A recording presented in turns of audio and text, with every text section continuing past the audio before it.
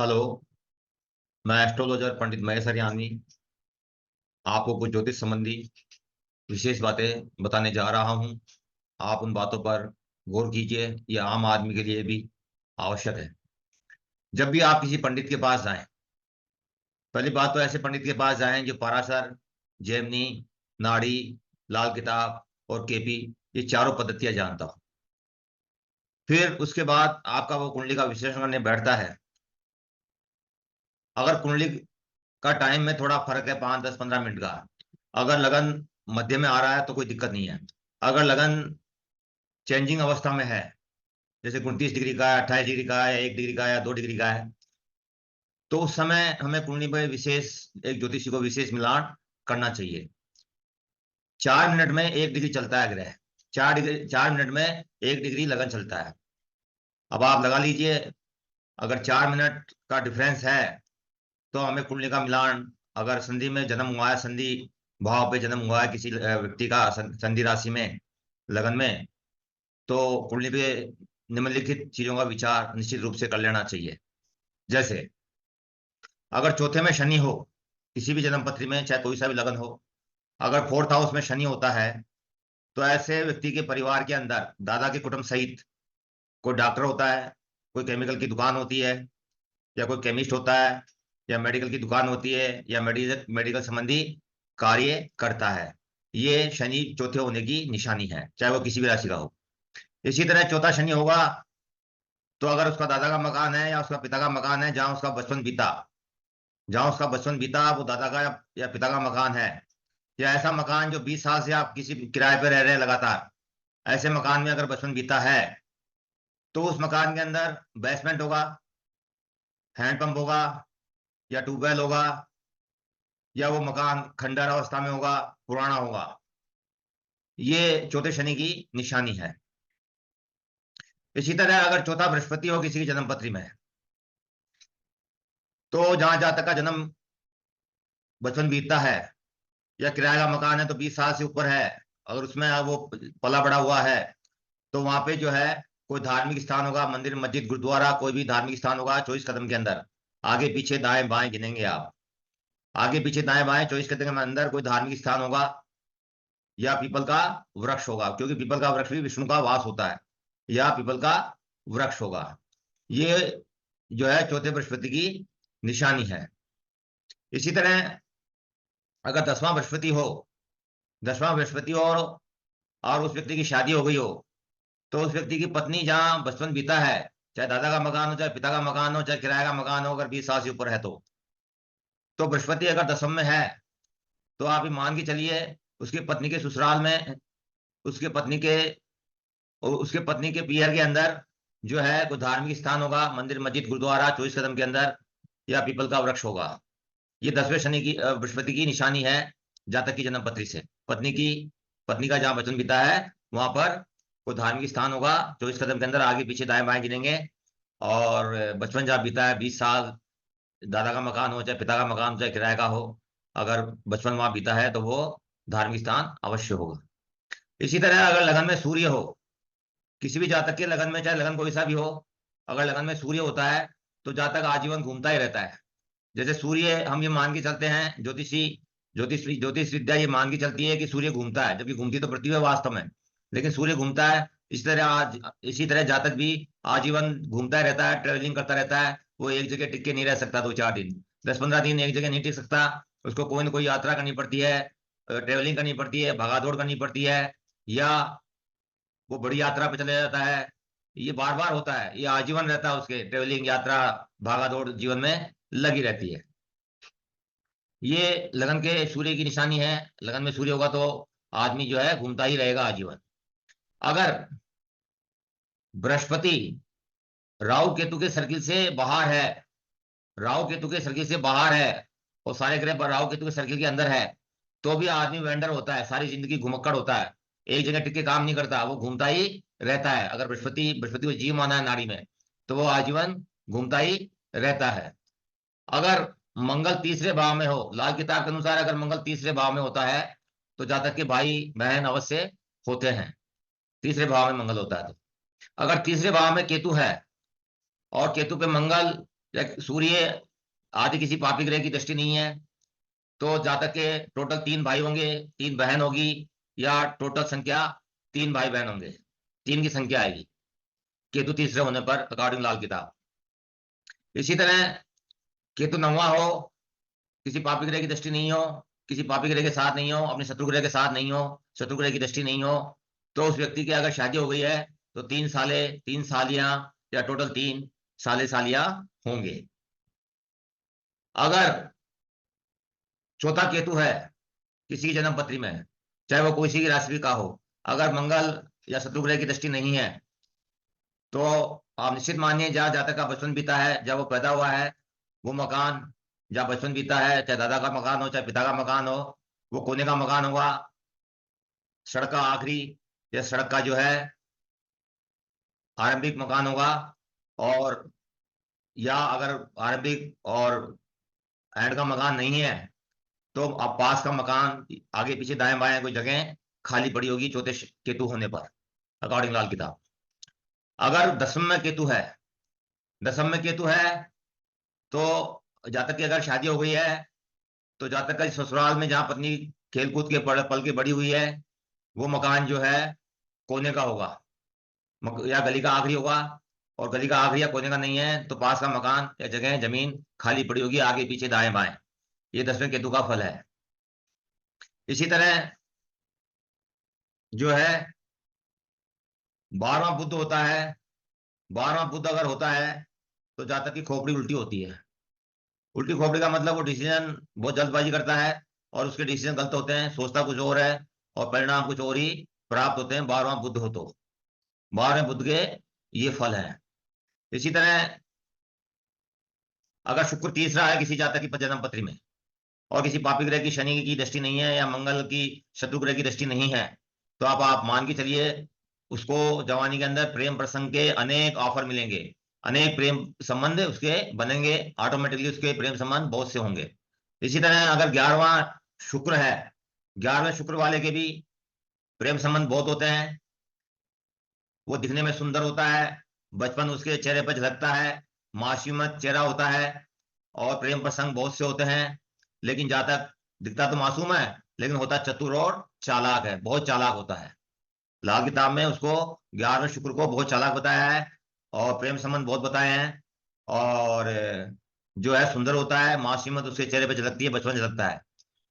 और 11वां शुक्र होता है तो आदमी झूठ भी बोलता है, वो बात को छिपाता है, पूरी बात किसी को नहीं बताता, एक हाथ को दूसरे हाथ की बात भी मालूम नहीं होने देता, अपने यार दोस्तों से भी छिपाता है, अपने परिवार वालों से भी छिपाता है। 11वां शुक्र वाला वो किसी से अपनी जो गुप्त बात है वो शेयर नहीं करता। इसी तरह अगर दसम में शुक्र है, दसम में अगर किसी की जन्मपति में शुक्र है, तो आप ये मान के चलिए, अगर पापी ग्रहों से दृष्ट नहीं है, पापी ग्रहों के साथ नहीं है, तो दसम में शुक्र होने पर जातक के प्रेम प्रसंग अवश्य होंगे। वो लड़कियों के पीछे भागता होगा, और अनेक लड़कियों से उसके संपर्क होंगे, और एक तरह से वो पुरुष जो है वेश्यावृत्ति में भी जा सकता है, और अनेक लड़कियों से उस आदमी के संबंध होंगे। इसी तरह अगर राहु पराक्रम में है, तो जातक बहुत साहसी होता है, हिम्मत वाला होता है, और विपरीत परिस्थितियों से लड़ने का सामर्थ्य और साहस प्रदान करता है। इसी तरह अगर 7वां बृहस्पति हो किसी की जन्मपत्ति में, चाहे कोई सी भी राशि हो, 7वां बृहस्पति वाला धर्म के अगर पापी ग्रहों की दृष्टि नहीं है, पापी ग्रहों से संबंध नहीं है, तो 7वें बृहस्पति वाला आदमी चाहे कोई सी भी राशि का हो, वो धर्म के कार्य में बढ़ चढ़कर हिस्सा लेता है, धर्म के कार्य में हरदम आगे रहता है, वो पूर्णतया धार्मिक होता है। इसी तरह केतु अगर बृहस्पति के साथ है, अगर केतु बृहस्पति के साथ है किसी की जन्म पत्री में, तो वो व्यक्ति भी धार्मिक कार्य में आस्था रखता है, ज्योतिष जैसे विषय का अध्ययन करता है, या कोई धार्मिक चीज का अध्ययन करता है, या धर्म में आस्था रखता है। इसी तरह अगर शनि, कर्म कारक शनि के साथ केतु हो, तो भी धर्म का कार्य करता है, धर्म में आस्था रखता है, और उस जातक की नौकरी एक बार अवश्य छूटती है अगर शनि केतु के साथ है। फिर नौकरी या व्यवसाय जरूर छूटता है, पहला व्यवसाय या नौकरी, और फिर दूसरी व्यवसाय या नौकरी वो आरंभ करता है, वो सफल रहती है।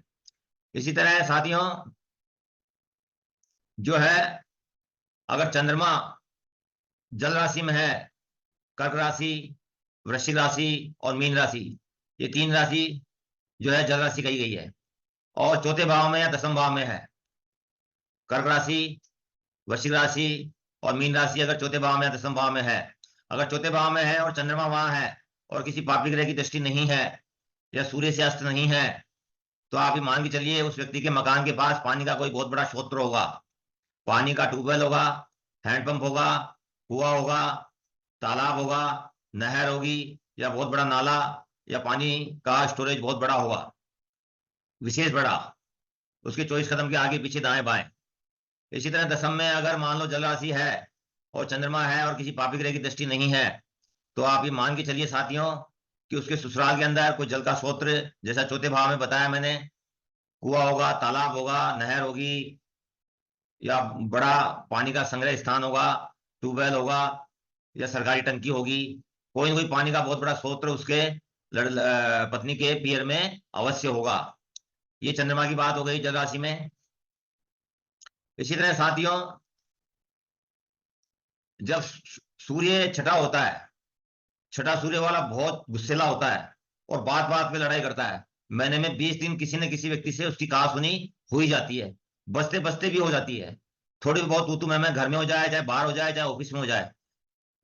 छठा सूर्य वाले की तू मैं परिवार में, बाहर, ऑफिस में, व्यवसाय में, छठे सूर्य वाले की तू मैं गुस्सा और कहासुनी हो जाती है, जिसके छठे घर में सूर्य, चाहे वो कोई सी भी राशि का हो।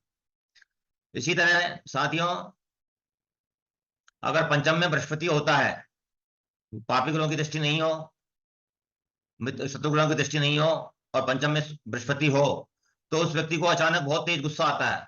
वो गुस्से में कांप उठता है, बहुत तेज गुस्सा आता है उसको। आग का बांस कहते हैं, जैसे बांस जलता है ना भक भक करके, वैसे बहुत तेज गुस्सा आता है, लेकिन थोड़ी देर में बिल्कुल ठंडा हो जाता है। थोड़ी देर बाद उसका गुस्सा ठंडा हो जाता है।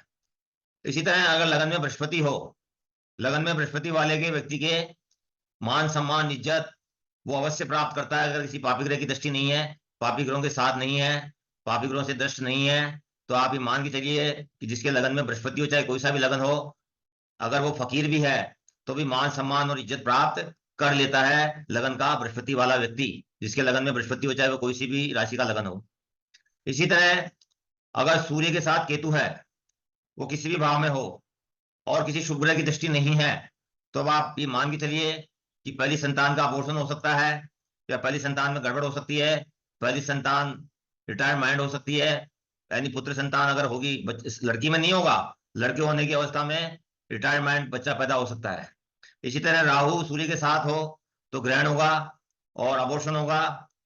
हालांकि पुत्र तो प्राप्त होगा, लेकिन अबॉर्शन जरूर होगा अगर सूर्य राहु के साथ है तो।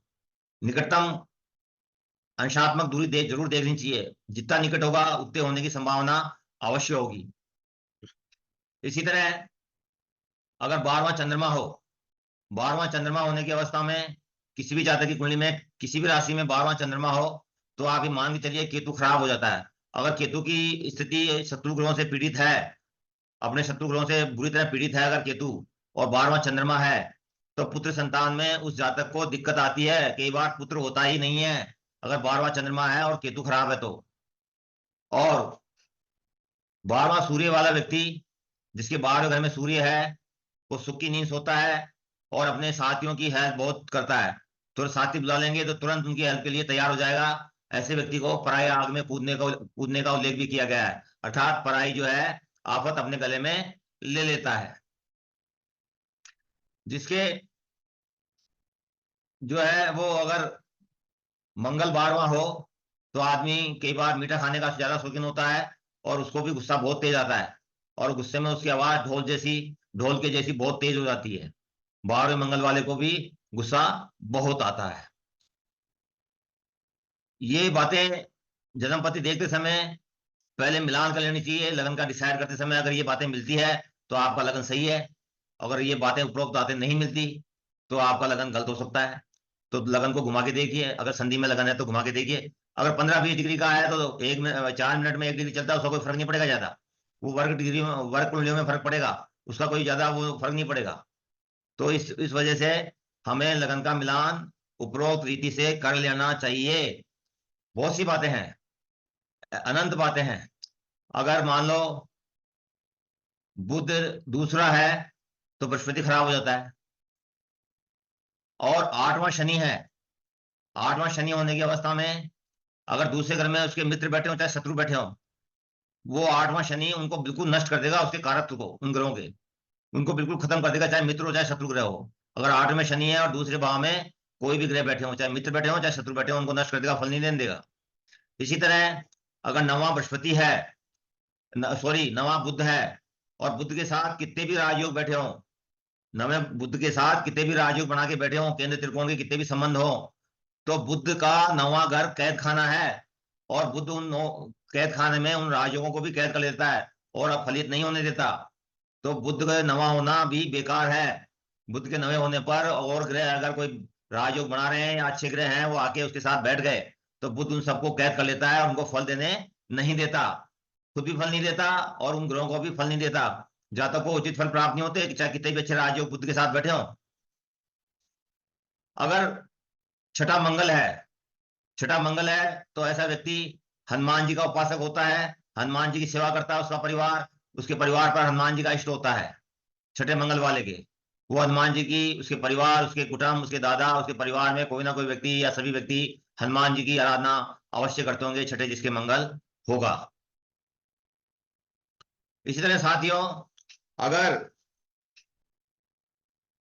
6, 8, 12 के लोड पे अगर ट्रांजिट का शनि निकलता है, गोचर का शनि अगर 6, 8, 12 भाव के स्वामियों पर, अगर गोचर का शनि निकलता है इनके स्वामियों पर, तो भी बुरे रिजल्ट आते हैं और ज्यादा परेशान हो जाता है, और वो बुरे रिजल्ट आदमी को बहुत ज्यादा विचलित और परेशान कर देते हैं। इसी तरह 4, 8 और 12 में शनि बहुत बुरा फल देता है, 7.5 भी होती है, वो भी बुरा फल देती है, और 4, 8, 12 का शनि भी बहुत बुरा फल देता है। अगर ट्रांजिट का शनि 4, 8, 12 में हो तो बहुत बुरा फल देता है, गोचर का शनि अगर 4, 8, 12 में आता है तो बहुत बुरा फल देता है। इसी तरह 4, 8, 12 में अगर गोचर का शनि आता है तो आप ये मान के चलिए आदमी की आंखों में से आंसू आ जाएंगे, बहुत बुरा समय आएगा। अगर 4, 8, 12 में शनि निकलता है तो बृहस्पति की दृष्टि है तो बचाव हो सकता है, अगर बृहस्पति की दृष्टि नहीं है तो बचाव नहीं होगा। अगर शनि जो है 8वें घर में ट्रांजिट करता है, गोचर करता है, तो सबसे बुरा होगा। और अगर 12वें घर में ट्रांजिट करता है, गोचर का शनि 12वें घर में आता है, तो सबसे बुरे से थोड़ा कम बुरा होगा। और अगर ट्रांजिट गोचर का शनि छठे घर में आता है तो तीसरी स्टेज पे आ जाएगा, थोड़ा कम बुरा होगा। बुरा, बहुत बहुत बुरा, बुरा और कम बुरा, 3 अवस्थाएं हो जाएगी शनि की। तो ये सब चीजें मिलान करके ही प्रेडिक्शन करना चाहिए, और हमें विश्वोत्तरी दशा का उपयोग करना चाहिए, और जेमिनी में जेमिनी चरदशा का उपयोग करते हुए फलादेश करना चाहिए। जेमिनी में 7 कारक ही लेने चाहिए, 8 कारकों का कोई महत्व नहीं है, कहीं भी स्थान नहीं है केंद्र राव के अनुसार, और केंद्र राव साहब की जो दशा पद्धति है उसी को फॉलो करना चाहिए। और योगिनी दशा का भी बहुत महत्व है। योगिनी दशा अगर खराब चल रही है, उल्का की चल रही है, राहु की चल रही है, शनि की चल रही है, मंगल की चल रही है, जिसे उल्का, ब्राह्मणी और अलग अलग नाम दिए गए हैं, अगर वो दशाएं खराब चल रही है तो वो पीरियड भी जो है योगिनी दशा का खराब होगा। इस तरह हमें बहुत सी बातों का विचार करके ही कुंडली पे फलादेश करें, और पहले मिलान कर लें, उपरोक्त बातें का, पास्ट का पूरा प्रिडिक्शन कर लें, पूरी बातें मिलान कर लें, उसके बाद ही फ्यूचर का प्रिडिक्शन दें और वर्तमान का प्रिडिक्शन दें, तभी आप सही निर्णय पे पहुंच सकता है कोई भी ज्योतिषी। और ये सब जानने के लिए पारासर, जेमिनी, नाड़ी, लाल किताब, केपी, चारों मेथड जानना बहुत जरूरी है ज्योतिषी के लिए। उसी ज्योतिषी को कुंडली दिखानी चाहिए जो चारों मेथड जानता हो। चारों मेथड नहीं जानता तो आप ये मान के चलिए कि वो कहीं ना कहीं मिस्टेक कर देगा। जैसे मंगलिक दोष है, अब मंगलिक दोष में पाराशर में तो अलग बता रखा है, नाड़ी में अलग है, जेमिनी में कोई मंगलिक दोष मानते नहीं, वो तो ज्ञाति कारक और दारा कारक को मानते हैं, दारा कारक का मतलब पत्नी और ज्ञाति कारक मतलब छठा भाव, तो इसका संबंध होने पर तलाक हो जाता है, वैवाहिक जीवन खराब हो जाता है अगर शुभ ग्रह की दृष्टि नहीं हो। और केपी में भी अगर मान लो ग्रह संधि पे आखिरी राशि के आखिरी डिग्री पे है और 6, 8, 12 पे है और आखिरी डिग्री पे है तो पीछे जा रहा है, या आरंभिक डिग्री पे है तो वो गड़बड़ करेगा। ये सब बातों का विचार करके ही हमें जन्म पत्रिका मिलान करके उसको पिछले सारे प्रिडिक्शन संतुष्टि पूर्वक देके और वर्तमान के प्रिडिक्शन करके और आप भविष्य के फलादेश देने चाहिए। रही उपचार की बात, तो उपचार में विदेश के अंदर कोई तंत्र मंत्र काम नहीं करते, विदेश के अंदर कोई कर्मकांडी पाठ पूजा नहीं होती। विदेशों की कुंडलियों में कोई आप भी कहेंगे साहब फलाना का कर्मकांड करा लीजिए, फलाना वो करा लीजिए, पंडित कहेंगे कर्मकांडी, तो वो नहीं होता। सिर्फ ज्योतिष के अंदर इसी बात का उल्लेख है कि प्रीसियस स्टोन 48 प्रकार के जो है नवरत्न बताए गए हैं, सॉरी 48 प्रकार के रत्न बताए गए हैं। 48 प्रकार के रत्नों को जो भी आपकी जन्म पत्री को सूट करता हो, जो भी ग्रह पीड़ित हो, उस ग्रह के जो है स्टोन, प्रेसियस स्टोन को धारण करना चाहिए। चांदी सोने जो भी उल्लेख हो उसको धारण करने से भी जातक को लाभ होगा। पूरा कष्ट तो नहीं मिटेगा, लेकिन समय निकल जाएगा खराब, शांति से। जैसे दवाई लेने पे पहलवान नहीं होता, कोई मान लो अगर कोई वो देता है ताकत की दवा, ताकत के कैप्सूल, तो ताकत के कैप्सूल खाने से पहलवान तो नहीं होगा, लेकिन उसको चक्कर आने बंद हो जाएंगे बस। तो इसी तरह प्रीसियस स्टोन भी काम करते हैं, और ज्योतिष में सिर्फ प्रीसियस स्टोन का उल्लेख है। बाकी तो ये कर्मकांडी पंडितों ने कर्म के ये करा लो, पूजा करा लो, शंकर की करा लो, गणेश जी करा लो, पार्वती की करा लो, लक्ष्मी माता की करा लो, और विष्णु जी की करा लो, और राहु केतु के पाठ करा लो, और मंगली दोष के लिए जो पेड़ की पूजा करा लो। ये सब बेकार की बातें हैं, इससे कोई दोष शांत नहीं होता, होनी प्रबल होती है। अगर योग है तो है, अगर योग नहीं है तो आपने पूजा कराई, मान लो योग नहीं है तो आपने पूजा कराई, आप कहेंगे साहब पूजा करा दी ठीक हो रहा, ऐसा कुछ नहीं है। अगर योग प्रबल है, गड़बड़ है तो है। अगर तलाक के योग है जेमिनी में तो निश्चित रूप से तलाक होगा, चाहे कितना भी जोड़ लगा ले, चाहे कितनी भी पूजा करा लो, चाहे कितने भी कर्मकांड करा लो। तो इन सब चीजों का विचार करने के उपरांत ही जातक को पूर्ण निर्णय पर पहुंचना चाहिए, और उचित ज्योतिषी के पास ही जाना चाहिए। इन सब बातों का ध्यान रखते हुए साथियों, मैं एस्ट्रोलॉजर पंडित महेश हरियाणवी आपसे विदा लेता हूं, और मैं आशा करता हूं कि आप एक उचित ज्योतिषी जो पाराशर, जेमिनी, नाड़ी, लाल किताब सब जानता हो, उसके पास ही जाएंगे और उससे ही फलादेश लेंगे, और पहले पास्ट मिलाएंगे अपनी पास्ट की चीजें जीवन की, फिर प्रेजेंट की, और उसके बाद फ्यूचर के प्रेडिक्शन लेंगे। और रेमेडी के अंदर आप प्रेसियस स्टोन जो है, जो 84 प्रकार के पूरे वर्ल्ड में पाए जाते हैं, उन रत्नों में से कोई भी रत्न जो आपको सूट करता है वो धारण करने से, चाहे पैंडल बना के धारण करें, चाहे अंगूठी बना के धारण करें, अपने वजन के अनुसार जो है 10वां अंश उसको धारण करना पड़ेगा। मतलब अगर 10 किलो वजन है तो 1 कैरेट, 10 किलो वजन है तो सॉरी 10 किलो वजन है तो 10 कैरेट, तो 5 कैरेट का 1 ग्राम होता है। इस हिसाब से जातक को जो है वो रत्न धारण करने पड़ेंगे, और उससे आपको लाभ होगा और आराम मिलेगा। वो दशा कष्टपूर्ण जो है आसानी से निकल जाएगी। साथियों, अगर बृहस्पति के साथ मंगल होगा और किसी ग्रह की दृष्टि नहीं है तो उस व्यक्ति के एक्सीडेंट बहुत होते हैं नाड़ी के अनुसार। अगर बृहस्पति के साथ मंगल है तो आप निश्चित मानिए कि उस व्यक्ति के एक्सीडेंट बहुत होते हैं।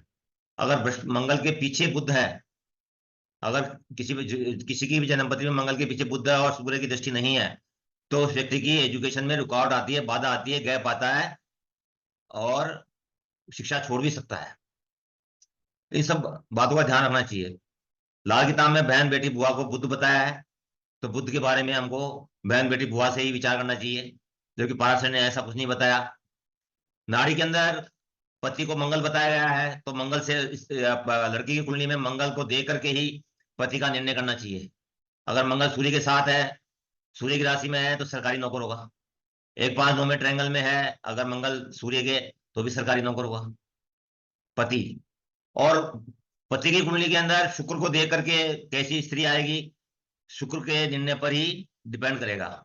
अगर शुक्र का संबंध शनि से है तो आप मान के चलिए कि पत्नी नौकरी करने के चांस बहुत 95% चांस रहते हैं वो पत्नी नौकरी करने वाली आए।